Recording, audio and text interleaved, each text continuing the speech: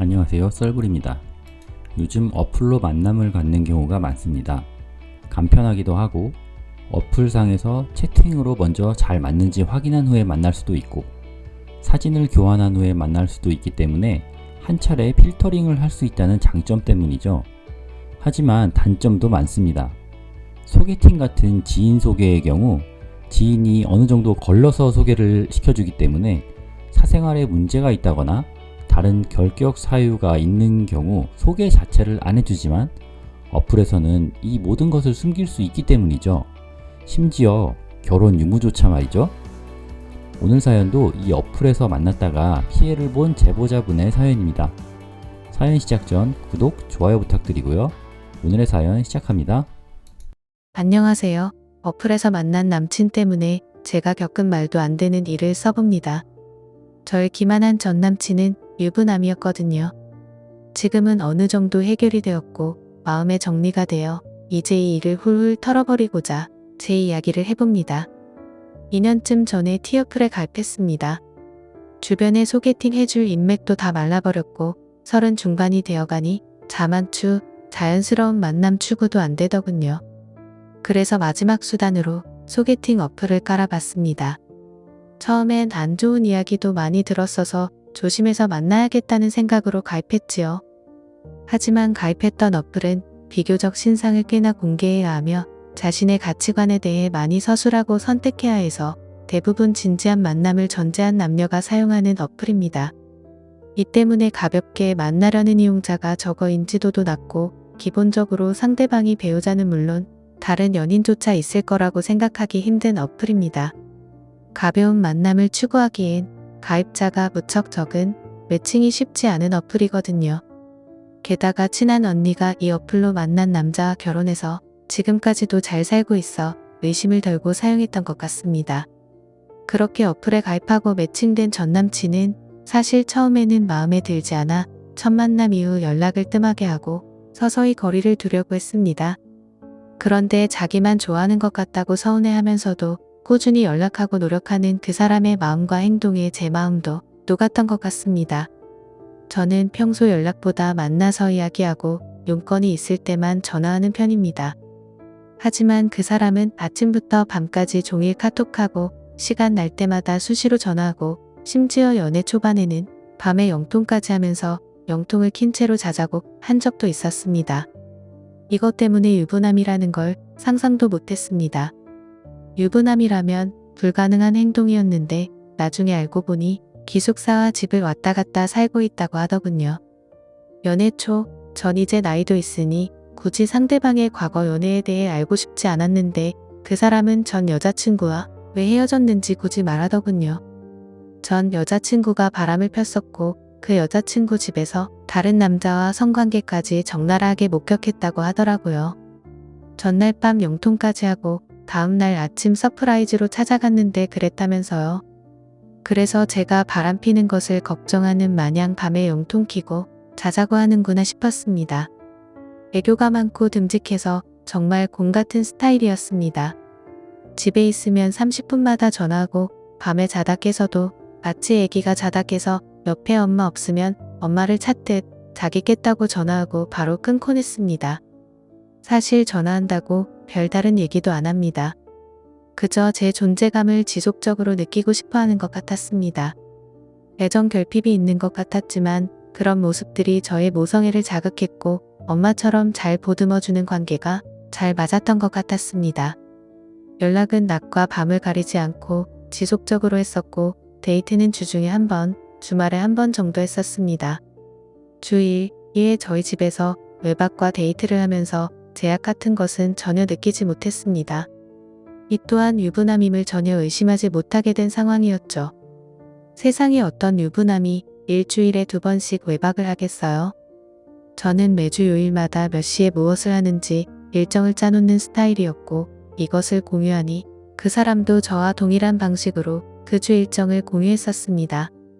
운동, 모임, 출장 등등 어디 갈 때마다 사진들을 자주 보내주었고요. 그렇게 6개월 정도 만나면서 결혼에 대해 어떻게 생각하는지 묻더라고요. 결혼을 하려고 만나는 건 아닌데 결혼이나 아이에 대한 가치관이 맞는 사람과 그래도 연애를 해야 할 것 같다고요. 혹시 딩크족은 아닌지도 물어보고요. 이 사람이 결혼을 생각하고 있구나 싶어서 저도 오래 만나지는 않았지만 결혼 얘기를 일찍부터 나누게 되었던 것 같습니다. 역시 유부남임을 의심할 수 없는 상황이었습니다. 유부남이라면 어떻게든 결혼 이야기를 피할 텐데 오히려 나서서 했으니까요. 식장은 어디서 하고 싶냐고도 물어보더라고요.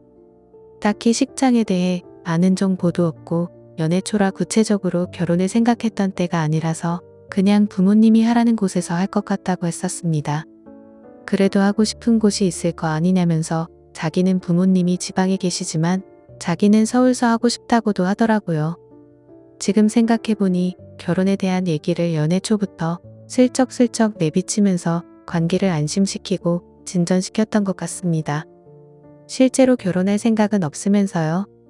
관계가 무르익어서는 결혼하면 집을 어디로 구할지 상의도 했었습니다. 자기는 지금처럼 자전거를 타고 출퇴근하고 싶다면서 직장 근처에 집을 구하고 싶다고 하더라고요. 저는 나중에 아이를 낳고 산에 유치원 보내려면 어디가 좋을 것 같다고도 했습니다. 그 이후로는 실제로 저와 임장 데이트를 하며 이 아파트는 어떻다는 둥, 저쪽 동네가 좀 더 싸다는 둥 정말 집을 구할 것처럼 행동했습니다. 그런데 그 사람이 조카 사진이랑 영상을 몇 번 보여준 적이 있습니다.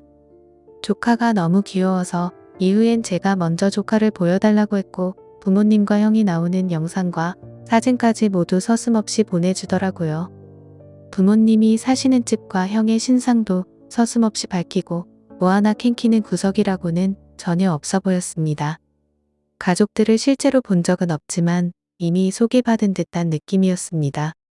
서로 부모님을 뵈러 가자고 얘기가 나온 뒤로는 계속해서 저희 어머니를 뵈러 가고 싶다고 했습니다. 저희 어머니가 하시는 가게를 알려달라면서요. 제가 안 된다고 하니까 알려주기만 하면 자기가 몰래 손님이냥 찾아가겠다고 앙부리기도 했고요. 제가 가족들과 식사하거나 시간을 보내면 자기도 끼고 싶다면서 투정 부리기도 했습니다. 도대체 유부남이 무슨 생각이었을까요? 지금 생각해도 도저히 이해할 수가 없습니다. 저는 그 사람의 부모님을 먼저 뵙고 저희 부모님을 보여드리고 싶어서 먼저 그 사람의 부모님께 인사드리러 가고 싶다고 했습니다.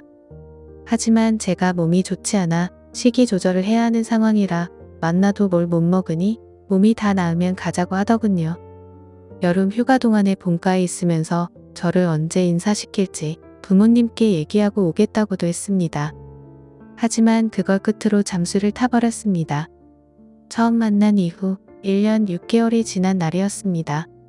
어느 날 아침 저는 제 눈을 의심했습니다.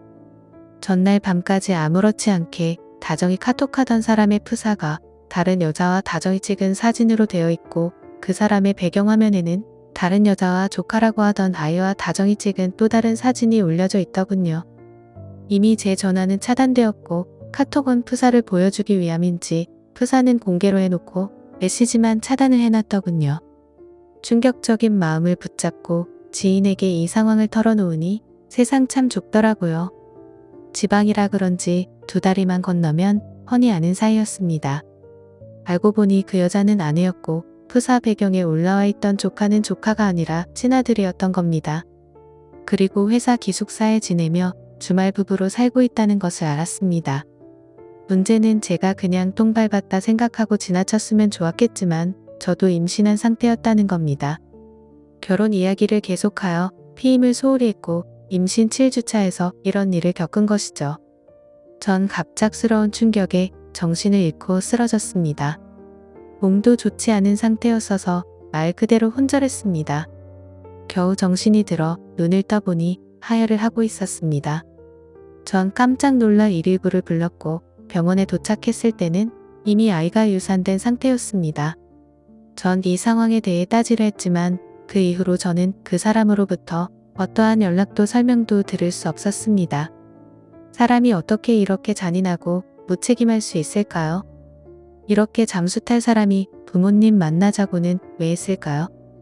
축구 유니폼을 저희 집에 두고 가서 혼자만 다시 입고 뛰었다며 다음에 가져간다고 아무렇지 않게 얘기하던 그 사람은 도대체 무슨 생각이었을까요? 전날 밤까지도 아무렇지 않게 다정하게 카톡하다가 다음날 아침에 이렇게 카톡 프사로 배신할 수가 있을까요? 그 사람의 생각과 행동에 끊임없이 물음표가 붙습니다. 전 배신감과 아이를 잃었다는 분노를 참을 수가 없었습니다. 처음에는 괜찮을 줄 알았습니다.